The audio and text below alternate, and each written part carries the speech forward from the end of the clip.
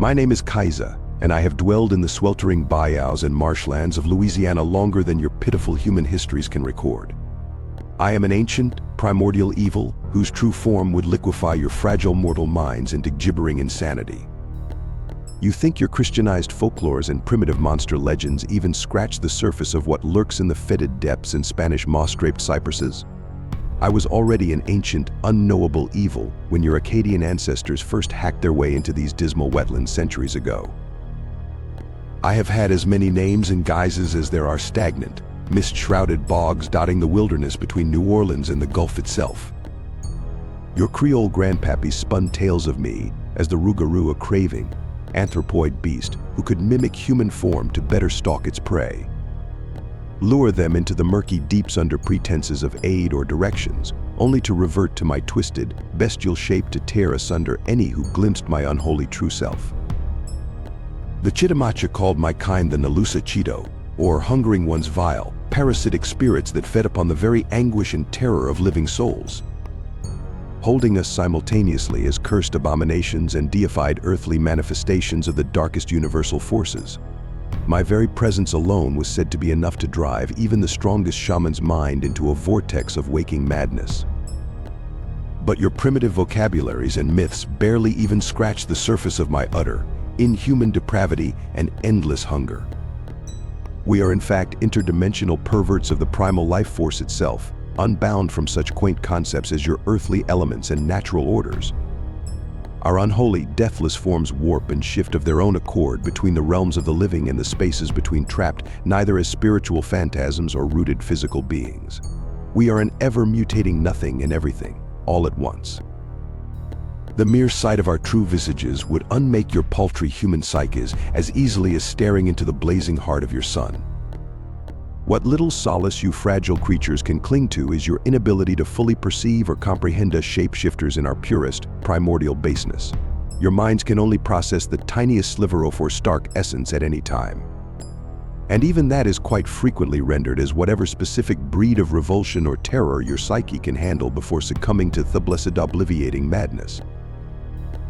Your Akkadian Creole folklore envisioned us as the Rougarous malign lycanthropic cryptids whose very breath withered crops and blighted lives wherever we roved. Entire fishing and hunting parties have followed my beckoning trail only to stumble into festering swamps, drowning slow and cringing in festering corruption. By the time their remains surfaced amid the swirling miasma, their souls were already desiccated husks ripe for my unholy consumption. To the scattered indigenous tribes of this region, we were the Nalusa Chito quasi-demonic trickster spirits who personified humanity's basest, primordial wickednesses and fears. Portents of despair, whose very presence in your midst heralded a darkness rising to consume all striving against the roiling eddies of nature's order. In that ancestral wisdom, at least they had an inkling of the true cosmic insanity weirding our formless presence. Every last scintilla of mortal fear and pain is our coveted bounty to stalk, harvest, and ring out to its last anguished scream. Perhaps your earliest Akkadian colonists caught a fleeting glimpse of our profane truth among the towering cypresses and shadowed bayou mires that first greeted them? If so, it would certainly explain the accounts of enfeebled masses fleeing back to their ports in existential madness, rambling of inhuman shapes drifting among the waterways and feasting on the very thoughts and anguish of man. For as your first hard-bitten voyageurs would quickly learn through bitter experience, in these seemingly primordial backwaters, the mind itself was not a retreat or fortress, but our play space to infiltrate and rend apart from within. Rich bounties for us to lash out at their essence in new and horrific ways, twisting the very concepts of sanity into new pretzeled horrors. One poor Akkadian family might awaken to find their youngest babe metamorphosed into a gnarled, eyeless lump of blisters and fetid incubation sacs, wailing in the voices of every malformed, half-aborted offspring the darkness could conceive. While another group would go to sleep muddy, but hail after a hard slog through the mire, only to panic awake amidst the unremitting gray static of all reality unraveling around them, slipping gradually into twin funhouse inversions of personhood until they could no longer distinguish their own waking selves from the ceaseless cacophony. We spirit-haunted and corrupted everything your feeble settlement parties tried to build or grow, from blighting their meager harvests with creeping, oozing ergot blastomias to subtly implanting dark, hallucinatory thought pollen into the very shin plasters and trade goods your trappers relied upon. Any attempt to tame our timeless mire kingdom was met by maddening reprisal from our endless ingenuity. At times, we would wear the likable forms of converged explorers or guides, coaxing the unwary to follow us deeper into the labyrinthine waters, leading them around in maddening circles until they collapsed from deprivation and wet lung fevers. All the while reveling in their mounting paranoia and psychic desperation for rescue that would never arrive. Only then would we at last reveal our malign visages for their eyes to liquefy in silent, curdling terror before our dread jaws unhinged to feast upon the last vestiges of their clinging souls.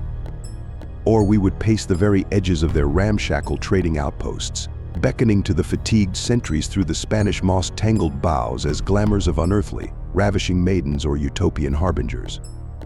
Only to ensnare any foolish stragglers who took the tempting bait, replacing their ravished psyches with never-ending waking nightmares in which they anxiously awaited the coming dark that would birth their most unspoken shame into horrific carnate form to torment them ceaselessly. Other nights we would assault entire colonial camps at once, possessing the fatigued dreams of every sleeper in tandem to project our most sadistic, maddening guignolls upon them in perfect lockstep. But no matter which of our eternal predations were visited upon each new wave of human trespassers into our blighted, waterlogged realm, the end result was always the same. Isolated pockets of hardy survivors, if any, driven mad as bedlam by our cerebral onslaughts. Until our physical guises at last manifested to their senses as berserk gangs of whittling-shaped amalgamations only nominally humanoid, grinning our unspeakable raptures at the utter obliteration of their meaningful realities. And so we reigned on, epoch after epoch, our baleful reach spreading ever deeper and more pervasive as human settlement inevitably rooted itself into the outer fertile marshes. Where your forebears once told stories around the fire to warn future generations of lurking beasts or wampir shunners inhabiting the blackest backwood. Where your forebears once told stories around the fire to warn future generations of lurking beasts or wampir shunners inhabiting the blackest backwoods and swamplands. The truth we shape-shifting bio-spirits embodied was far, far worse. For we were no mere corporeal monstrosities bound by flesh and claw, able to be warded away by your pitifully mortal rites and talismans. No, we were the boundless, immemorial will of nature itself distorting into sentient maleficence, unrestricted by physical shackles or your limited perception of reality's customs. Infinitely adaptable, inexhaustibly rapacious black-souled tricksters born to unhinge and unravel your quotidian human illusions of safety at every given turn. So you pushed ever inward with your pioneer settlements and plantations, draining the wetlands and diverting the life's blood of the great Mississippi herself in service to your ceaseless manifest greed. And in doggedly laying claim to these primordial mires for your cotton and sugar monarchs, you invited our formless obscenities to establish deep, indelible footholds in your very midst. We oozed into the very roots and institutions of your fledgling societies, whispering from the well of the collective unconscious to fester and give horrific birth to all your worst assumptions and base impulses. An entire dark kingdom of our own blossomed at the edges of each candle-lit Creole ballroom and behind the whip-cracked fields where your plantations reaped our unholy bounty. From the hidden footpaths and clotted, silted arteries came the murmurs of horrific transformations taking place in the moonless blacknesses. Everglades overseers and river guides subsumed by sheer blasts of gelatinous terror, their minds awash in the technicolor deliria of dread disincarnation. Families of proud landed gentry stumbling into our unmarked miasma en route to their summer villa, only to re-emerge weeks later as raving burlesque shades of themselves, stripped of everything human save the most cynical stunted survival instincts. Why, we were the inescapable tendrils of madness lurking behind your every structured falsehood and civilizing boundary in this land.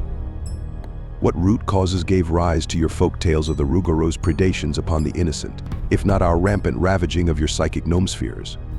Cattle rendered into babbling husks, horribly transmogrified into their graven basal instincts. Fields and plantations turned to eldritch orchards of inhuman fruiting. And all the while, the vanishings and unexplained hysteria that trickled into your larger civilized arenas, only whispers of our truth, sprawling haunting from so deep below. So for your own sakes, you covertly mortal interlopers, pray you never glimpse the true rictus yawning behind all that transpires in these miasmic lowlands. Lest you bootstrap too far past your own futile toleration thresholds and become our latest rapturously bleeding newborn offerings to the grand Guignol unified schism looming beyond the veil in all its spiraling forever dream birth. For just as the mighty Mississippi reshapes and erodes her very shores each spring thaw, so too does our ageless sphere of influence stain outward in concentric ripples upon your physical and spiritual planes. Do not dare the murky backflow where our lilting siren's song emerges maddening and discordant with the ruined melisma of countless ecstasies to come. Better to cloister in your facsimile of light than invite our long-stoked rapacity upon your rattling, gelid frames. Some of you we may grace with our unveiling lambency in infinitesimal doses, revealing just enough of the primal cosmic maelstrom's utter obliteration of your false-ordered kingdom to leave you vacantly shuddering and debased beneath our remorseless passage. Perhaps even permitting you to bear witness to the mercifully brief moment's ere that truth unchained dissolves all hope of your cherished subjective enduring for another nanosecond, while others, those most stalwart and unflagging in spirit, we must ultimately reward by unmaking utterly.